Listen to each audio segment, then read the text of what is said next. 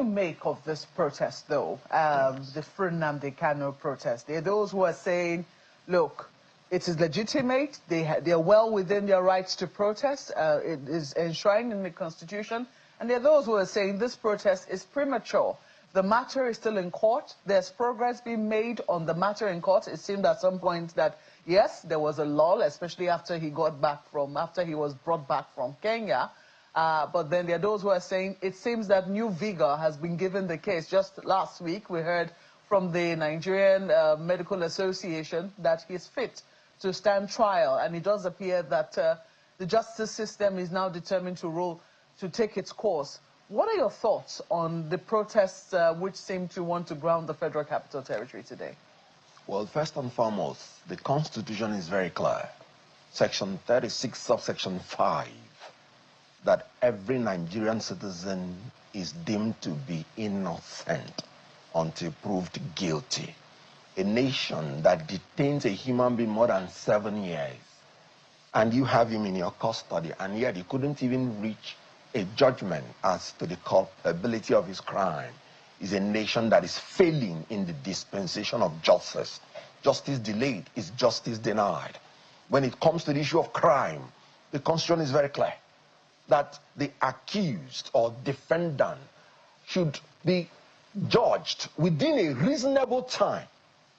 It is very unreasonable to keep a man in detention for almost 7 years. What are you judging? This is telling on the judicial process of Nigeria.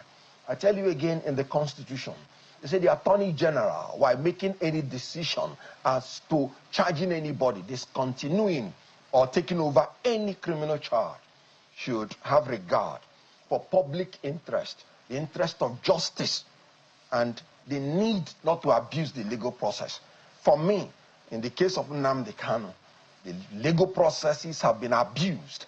Nobody will remain sane to be in jail for more than 7 years, that a case is being tried. People are frustrated. People believe that if you do not find anything against this man, release him or reach a political solution. That is what is bringing all these things. It's a result of frustration that there is no interest of justice served in this. So, diligent prosecution is one of the pillars of justice in a criminal offense. I do not see that diligence. And the federal government is failing on all fronts. Remember, we have pleaded that this should be treated as a political issue and settled out politically so that every party will go home in peace. And then you are the one who arrested him. You are the one who put him on trial. You are the one who is delaying for up to 7 years without giving clear justice. So the federal government is failing on all rounds. And as they keep failing, they are making their matters worse. So do you think that this is really, you've said this is a political issue. Should be a political issue. It should be. Yes. But is it? That's what I'm saying. The government should treat it as a political issue. Remember, during the colonial masters, where people were fighting for our independence, the colonial masters saw them also as adversaries. But they were genuine fighters of freedom. So in this world, there will always be two aspects of an issue. You know, the kind of cost-benefit issue, if it is in business. What is a cost to somebody is a benefit to another. That is how you treat political issues. To some people, he's fighting and agitating for their rights and freedom. You should also take that into consideration. To you, you may say he may have infringed on some laws. Why doing that? You should take that into consideration. And if you're a wise government, you will come to a negotiation table and let each side make a shift and come to a compromise and settle this issue politically. The issue which he agitates for, which IPOB has agitated for years, is something that countries generally find very difficult to deal with, which is the issue of self-determination. How do you think that that can be resolved, given the fact that even if the federal government were to say, look, politically, we release him today, that certainly will not stop the agitations for people who believe that they should be given a separate country of their own? Very good. And that is why you should not attribute it to him, that he is the originator And the perpetrator of this, I think it predates him. Certainly. And might even outlive him. So it is about the government learning how to treat agitators and how to dialogue with them. Because as you have aptly stated it didn't start with him. We've had MASOP, we've had other organizations. It may certainly not end with him. So it's about people expressing in their different ways their manners of frustration with the system. When things were so good in Nigeria, I wasn't hearing all these agitations. But whatever name you call them, it is frustration to the suffering, to the hunger and hardship in the country. That is the truth. I was going to ask though, what side are you on? Are you on the side of the protesters? Do you support their cause, or do you think that since this matter is already in court, pressure should be applied to the federal government to let this matter run as quickly as possible? Very good. I am on the side of rule of law. I just told you that Nigerians have the right to protest. Section 40. And you can't take it away from them. It's their natural right, innate in them. And the Supreme Court has said, beyond exercising these rights, no human being can live a civilized life. So it is their innate natural right to protest. And it should be encouraged in a democracy. Because when you bottle up all these things, then there will be an implosion, an explosion. But when people are allowed to express themselves, according to Section 39, they will ease off their anger, they will feel they've been heard, and then the government will also use it to understand the feeling of the people and know the solutions they are from and they are at. So the issue is that it is a support to rule of law. What does rule of law say? Somebody is innocent until you prove him guilty. And you must prove him guilty within a reasonable time. When it's unreasonable, it's no longer rule of law. And for me, keeping somebody for 7 years in the name of trial is unreasonable. So, whatever it is, it should end now. Nnamdi Kanu should be released. Either the justice system moves at the speed it ought to move. In our laws, criminal trial ought to be held every day until judgment. That is what the law says. So I am on the side of law. I'm on the side of justice. Whether there's marginalization against the Southeast, that is given. So whether people will agitate, that is legal. Their method of agitation should also be legal. And if the government believes somebody has exceeded, then when you're applying the law, apply it legally, judiciously, and judicially. And in the case of Nnamdi Kanu, with respect, I can say they have not lived up to it. Today is also the 5th anniversary of the NSAS protest. That was one protest that we saw a lot of young people come out to express their displeasure with the way the Nigeria police, or will I say an arm of the Nigeria police, had treated a number of young people over the years, indiscriminate detention. And after a while, the protest morphed into something else and morphed into a general protest of complaint against the state in general and the state of affairs. Sadly, that protest did not end well. I mean, in terms of the conflict that degenerated between federal government forces and the protesters. And that had implications for a lot of people, had implications for businesses. I mean, we saw what happened afterwards, the aftermath of the protests, where businesses were, destroyed and all of that. So on days like this, when, this sort of protests are declared, people usually are very cautious. Businesses are wary. How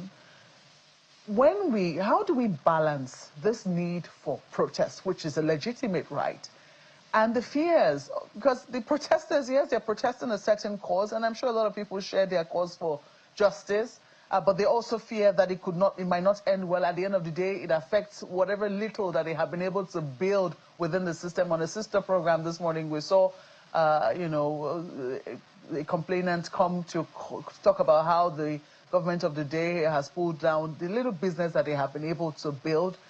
That is a demolition, is something different. But when protests now generate to something that actually affects lives and livelihoods, how do we call that balance?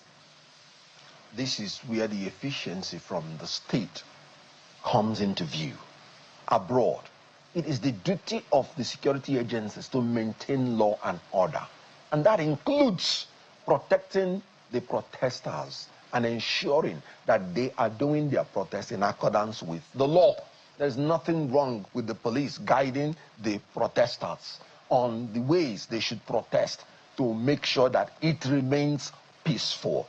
If you recall, just like you have enunciated the issue of the NSAS, when it started, one of their demands was the welfare of the police, telling you everybody in Nigeria is under torture, telling you the nation and the government has failed everybody, including the security agencies. We have seen it. That's why I said most of what you're seeing in Nigeria is a manifestation of the suffering, of the hunger and hardship in the system, including that of the security agencies. When a man has not eaten from morning and is carrying a rifle, he is always triggered and can be irrational in his behavior against human beings. So the whole idea is that things are not working because the indices are not doing well. And the government is reading out statistics that is more tormenting. You know what George Sylvester said? He said, when a nation's growth is on paper, but its people sinks in hunger, say that's not progress. That is polished poverty, wearing a mask of statistics. So when people are suffering and the government of the day is using fake statistics to mask their suffering, it becomes more frustrating because they know there is no end in sight. Because when the government is making that mask, they are hiding under a mischief for the suffering to continue, not a sincere desire to bring about solutions. So Nigeria has become a theater where the government is not governing well and the people are not trusting the government. And that is what you're seeing in the protests. When the NSAS met with government agreed at the initial stage to answer all their demands. But you could still see that lack of trust. They will still go and sit down and say, until we see it implemented. Because to them, once we leave this arena, it will be forgotten. And in all honesty, what they said was right.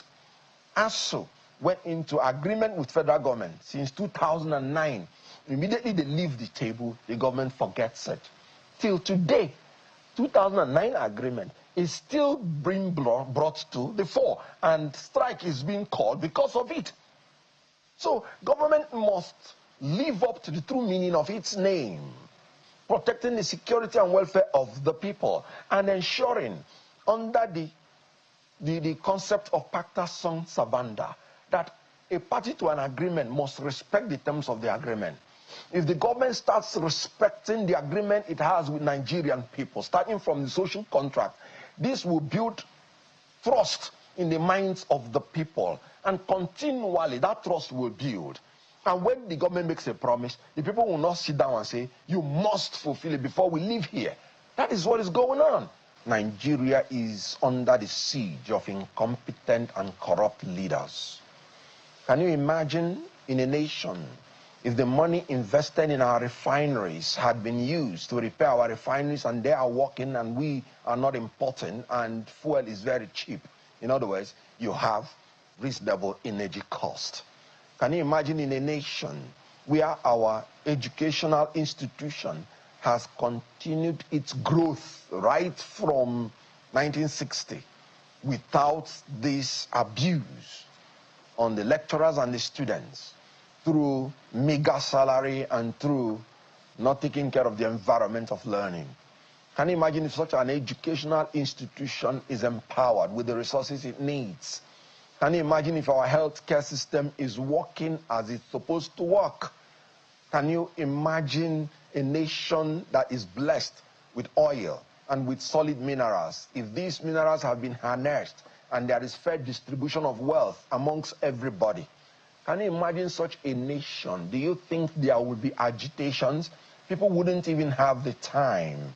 They would be busy working. They will be busy inventing. Can you imagine a nation if all the money pumped into electricity, they have utilized it to give us 24 hours electricity? Can you imagine who is going to go to protest? People are going to protest because they are idle. They are hungry. Things are hard. It is not because they want to